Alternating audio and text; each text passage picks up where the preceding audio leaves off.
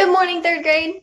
I've got Max here to help me with your grammar lesson, lesson 65 today. Before we get started, I want to ask you, what's your glimmer? What has gone good in your day so far?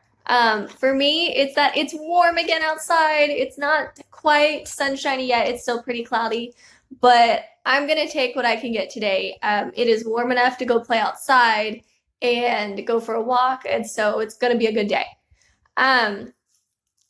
So another thing I wanted to go over is making sure that you're using complete sentences. Okay, even though we're not in school, please reread your sentences. Try not to start them with and or but.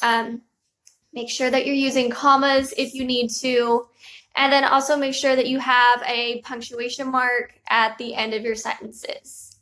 Okay, so today we're working on spelling practice. We're working on long I and long O, and we're also going to work on alphabetical order. Okay, so here we go. Okay, the first thing we're going to work on is long I and then long O. So long I, there's a couple different ways that they give you in the book for long I. It doesn't mean that these are the only ways, but these are the ways we are focusing on. Okay, so when the letter I makes a long sound, when it's one syllable and ends with silent E.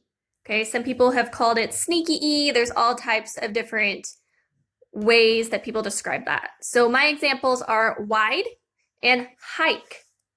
And then you've got Y. Now remember, Y only says long I sometimes. It does not say long I all the time. Okay, so my examples are sly and multiply. Now I want you to look carefully at the word multiply, because it does have an I in the word, but if you listen, that I is not a long I sound. Okay, so just because you see an I does not mean that all of them make the same sound in the same word. Okay, then we've got IGH as in night and slight, and IE as in pie and tie. So let's look at long O. Similar to long E, when the word is one syllable and it ends with that silent E. So I've got globe and quote. Then I have OA as in grown and toast, OW as in snow and elbow, and then just O by itself. Now when O is the only letter of the syllable, it has a long sound, as in gecko, oval. Okay, and that can also be true for long A, E, and I. Okay, so like I said, it doesn't mean that just because these are the examples that we're going over in today's lesson, that doesn't mean that these are the only ways to spell these words or to make these sounds. Okay, so let's look at alphabetical order now. First things, the alphabetical order is you start on the left and you move to the right, just like you do when you're reading words, just like you do when you're writing words, nothing different there. Okay, next thing I want you to look at is if you have the same letter, you move to the next letter. So here my examples are Monday and mom. Both start with the letter M, so I have to move to my next letter. Both have the letter O, so I would have to move to the next letter. Monday has N, mom has M. So mom would come first in alphabetical order. The next one I want to look at, the next little rule, is nothing comes before something. So my example is butter and butterfly. Okay, if you go through, they have the same letters until you get to here. Butter has nothing and butterfly has something. So butter would come before butterfly in alphabetical order. Okay, so now let's look at a list of words and try to put them in alphabetical order. Okay, so I have a list of words here. I have puffin, rainbow, rain, penguin, dog, snake, and turtle. So the first thing I have to do is look at the first letters, and my first one would be dog. So over here, I'm going to write dog, and I'm just going to cross it off. That way I know that I've already used it. Okay, so my next word is going to be P. Okay, so I've got the words puffin and penguin. So I look, both of those start with the same first letter.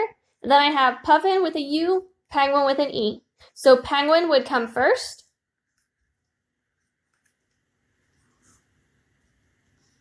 And then puffin.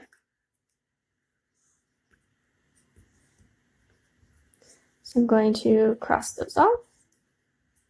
All right, looking next, I would have the letter R. So I have rainbow and rain. Now they both have the same 4 letters, and if we remember our nothing before something rule, so rain would come first, and then we would have rainbow. And I'm going to cross them off. Okay, now I have snake and turtle. So since S comes first in the alphabet, I would have snake, and then I would have turtle. And so then we have our finalized alphabetical order lists. We've got dog, penguin, puffin, rain, rainbow, snake, turtle. Okay, guys, I hope that this helped you out some. I know we've been working on vowel sounds and spelling for a very long time, and it's not the first time you've heard it, but I do still hope some of those examples helped you.